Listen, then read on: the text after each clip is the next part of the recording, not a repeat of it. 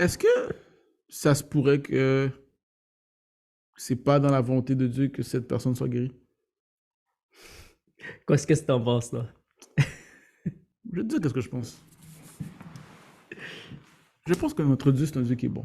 Mhm. Il est venu pour, dans Jean 10, il est venu pour, Le diable est venu pour détruire, égorger et voler. puis lui, il est venu nous donner la vie en abondance. Mhm.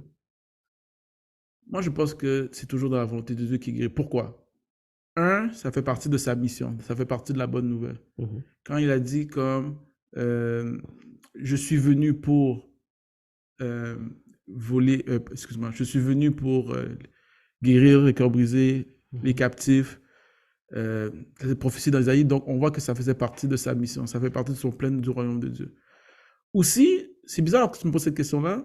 J'ai remarqué quand je disais dans la Bible, euh, quand quelqu'un demandait est-ce que tu veux, il disait toujours oui.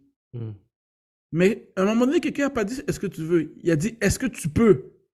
Puis quand la personne a posé la question est-ce que tu peux, il a dit il est possible à tout à celui qui croit. Il était comme un peu offensé. Ouais. Mais il n'a jamais été offensé pour est-ce que je veux. Il a dit je veux toujours. Il Mhm. n'a jamais dit que non, je voulais pas. Mhm. Mais il y a une personne qui n'a pas demandé est-ce que je veux. Il a dit une personne a dit est-ce que tu le veux. Oui, je le veux. Sois pur. Mhm.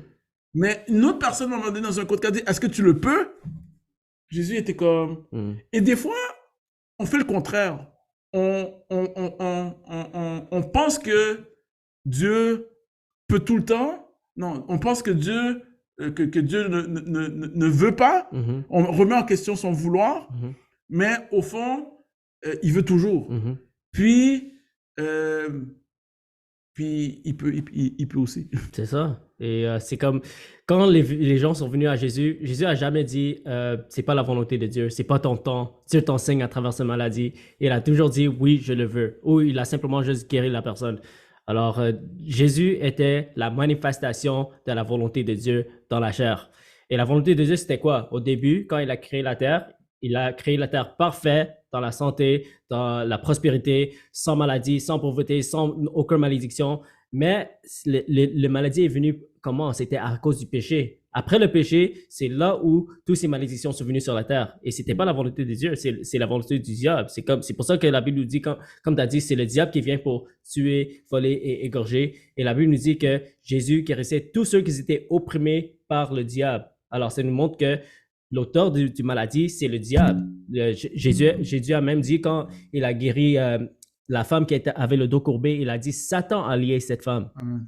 Et Jésus est venu pour nous libérer des œuvres de Satan. Alors, c'est important à comprendre cela parce que si on n'a pas cette révélation, ça peut être difficile à avoir la foi pour la guérison parce qu'on va toujours se demander est-ce que c'est ta volonté? Peut-être Dieu est en train d'enseigner cette personne.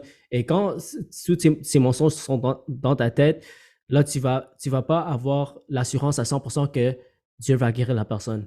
Mais quand tu as la révélation que ce n'est pas la volonté de Dieu, que Jésus est même, il a payé le prix pour notre guérison. Et ça, c'est une autre chose qui est importante à comprendre, c'est l'expiation de Jésus, l'expiation de la croix.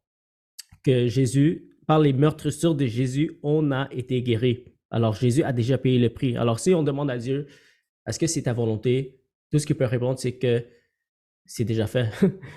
Il a déjà accompli. Il a déjà payé le prix, non seulement pour que nos péchés soient pardonnés, mais pour que nos maladies soient guéries.